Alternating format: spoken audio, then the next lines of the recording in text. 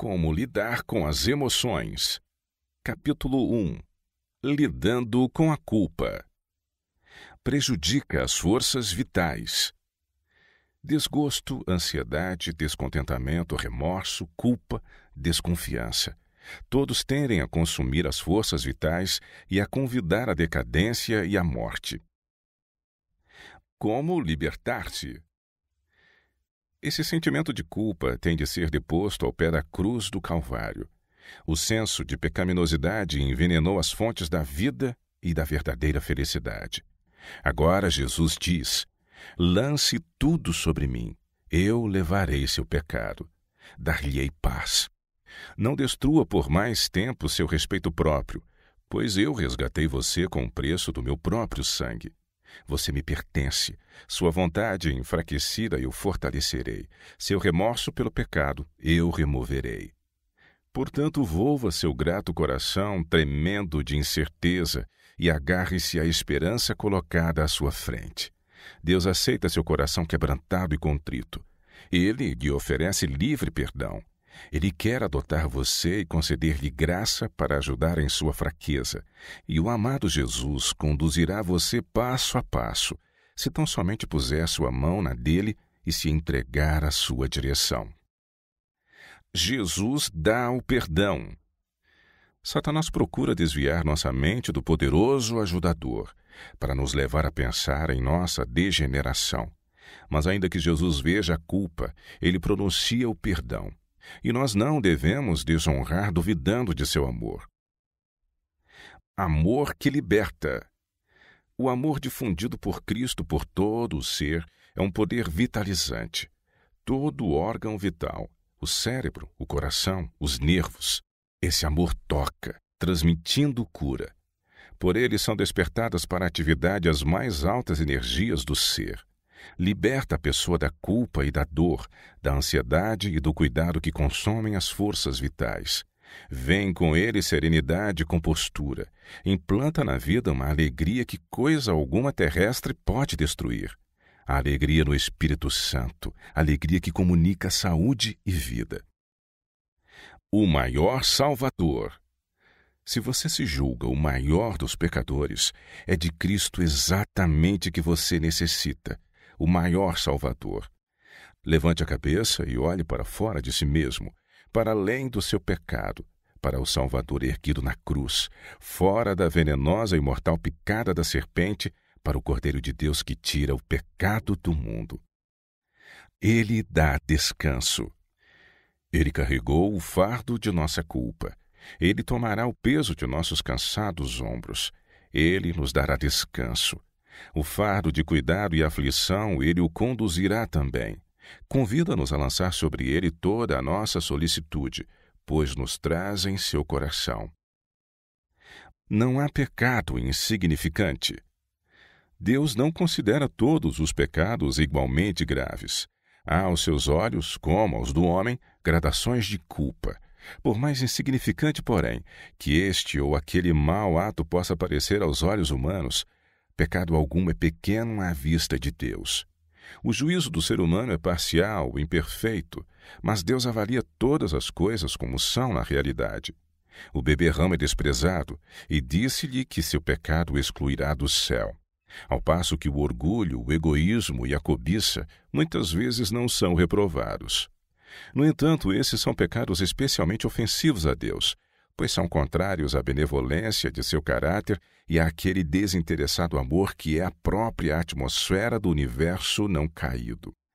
A pessoa que cai em algum pecado grosseiro sente talvez sua vergonha e miséria e sua necessidade da graça de Cristo.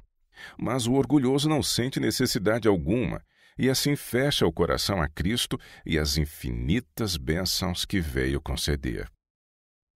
Aproximação positiva. Ninguém jamais se torna melhor pela denúncia e recriminação. Falar de sua culpa a uma pessoa tentada, de modo algum lhe incute a resolução de ser melhor. É necessário encaminhar os errantes desanimados para aquele que é capaz de salvar perfeitamente a todos os que dele se aproximam. Deve-se mostrar à pessoa o que ela pode se tornar.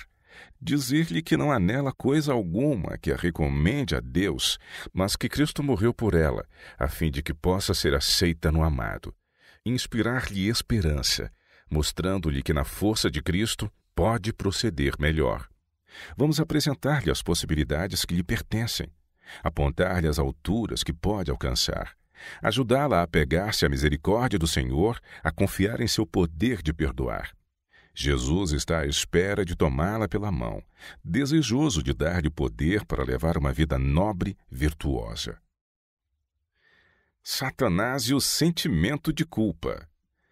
O povo de Deus é aqui, em Zacarias capítulo 3, representado como delinquente em juízo. Josué, como sumo sacerdote, pede uma bênção para seu povo que está em grande aflição. Enquanto suplica a Deus, Satanás está à sua direita como antagonista. Acusa os filhos de Deus e faz seu caso parecer tão desesperador quanto possível.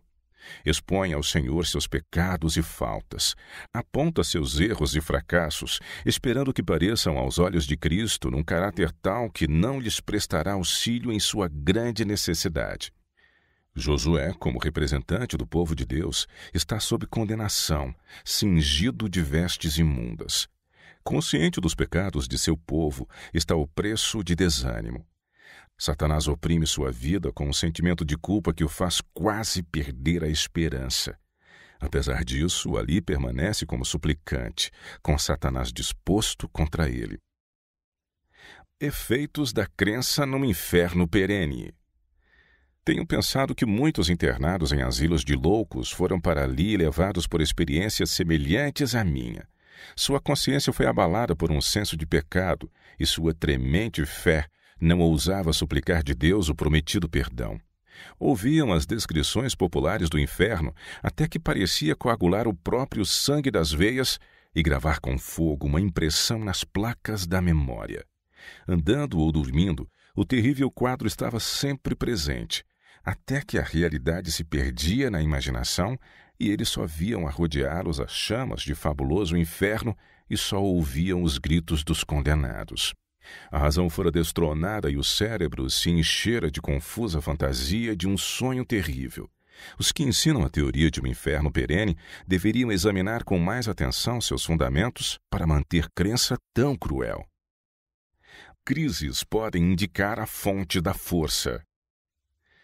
Deus muitas vezes leva os homens a uma crise, para mostrar-lhes sua fraqueza e apontar-lhes a fonte da força.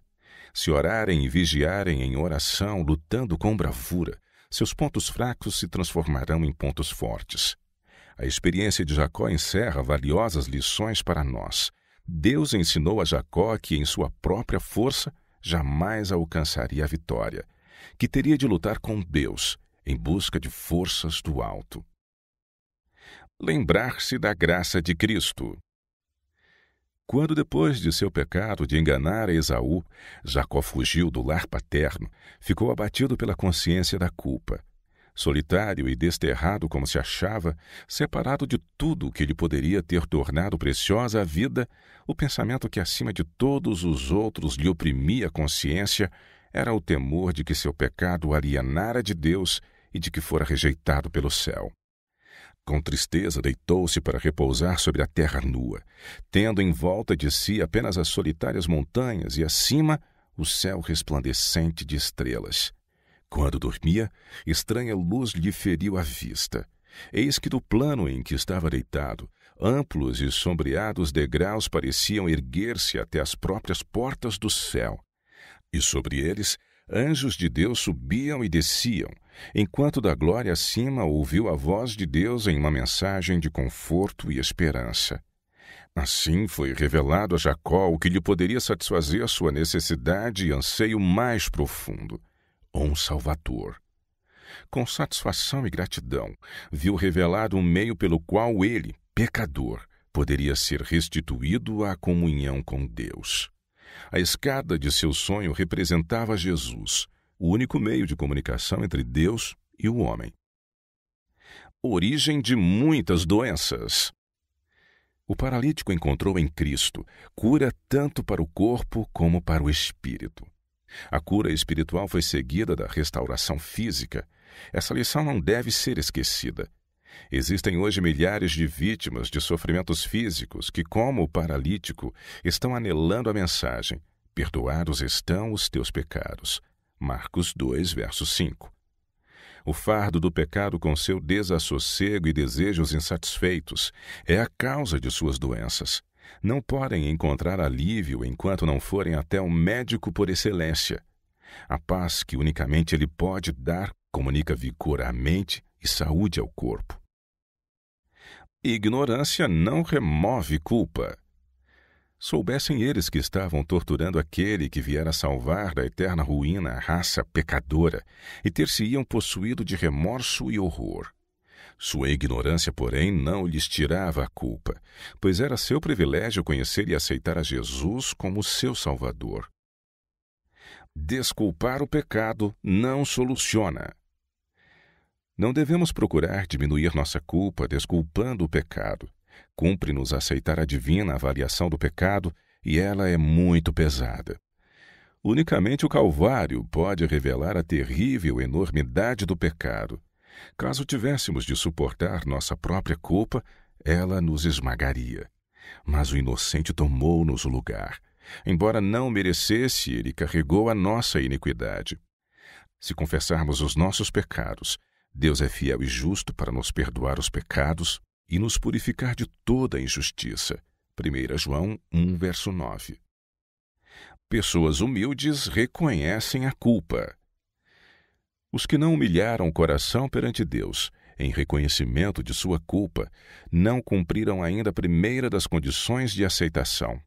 Se não experimentamos ainda aquele arrependimento do qual não há arrepender-se, e não confessamos nosso pecado com verdadeira humilhação e contrição de espírito, detestando nossa iniquidade, nunca na verdade procuramos o perdão dos pecados.